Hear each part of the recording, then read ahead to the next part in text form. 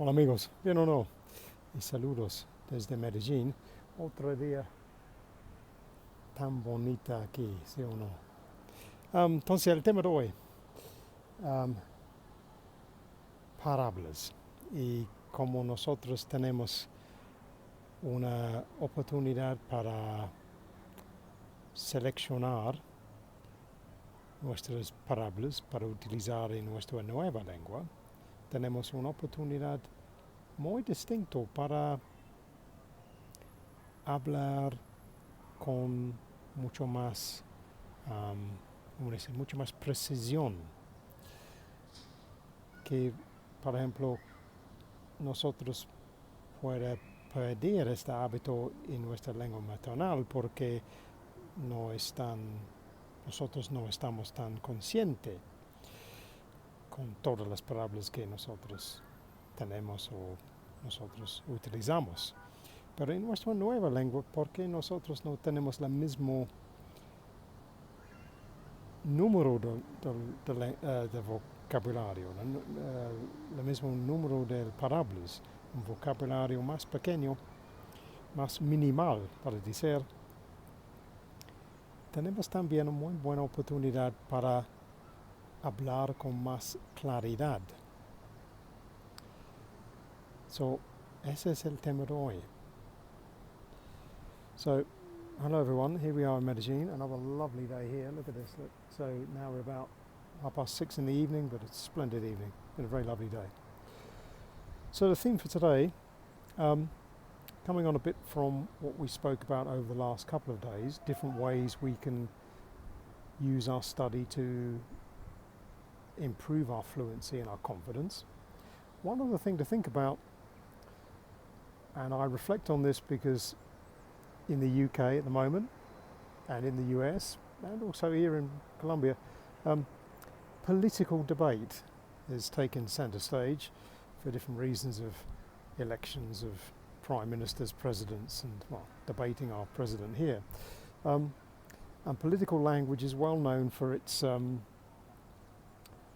what should we say, it's kind of double standard. Well, we say one thing but mean something else.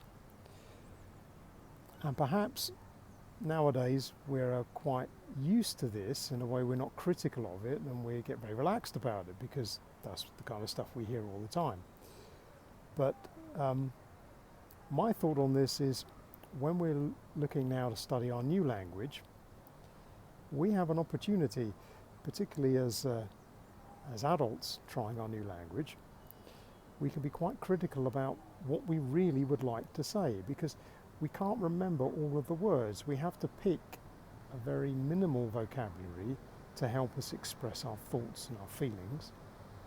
So we have a unique opportunity really to effectively edit our vocabulary, to pick words and phrases that will really express what we want to say, not be confusing, not need us to repeat what we said or confuse the other people we're trying to talk to. And this really, if you think carefully about it, this idea of taking a more minimal vocabulary but one that's very clear can change quite radically the way you speak, because you only have so many words you can use to describe a particular thing or a particular situation. So that's the challenge for today. Have a think about it, because now we've reflected on the type of reading we're doing, the mechanics of how we improve our voice, our pronunciation, how our listening is going to help us feel more attuned to the new language, how we can listen out for unusual phrases so we're more familiar with those. But when we think carefully about what would we like to say, what would we like to say by way of introducing ourselves, expressing our opinions about topics we normally talk on, what's the most essential words we can use to do that? Because in a way we have to be selective, because we're not going to be able to remember perhaps as many words as we have in our, let's say, our maternal language. We haven't got time to memorize all those words right now. We need to do it with a more minimal vocabulary. But this gives us a very interesting opportunity to use a very clear type of language. So we don't have to trip over our words by thinking, well, I've got 3 different words I could say to say that. We just have to pick one. So by picking a more minimal vocabulary, but one that is clear, it could quite literally change the way we express our opinions. So that's the thinking point for today, more than a tip. It's just think about it. You have a chance now, just by choosing the words you're going to try and remember first, potentially to change the way you express some of your opinions. Try it, see what you think. And see if that changes the way you express your opinion. Are you able to do this more easily now? Does it make you think more carefully about what you're actually saying? Is that truly what you mean to say? It's an interesting idea, yeah?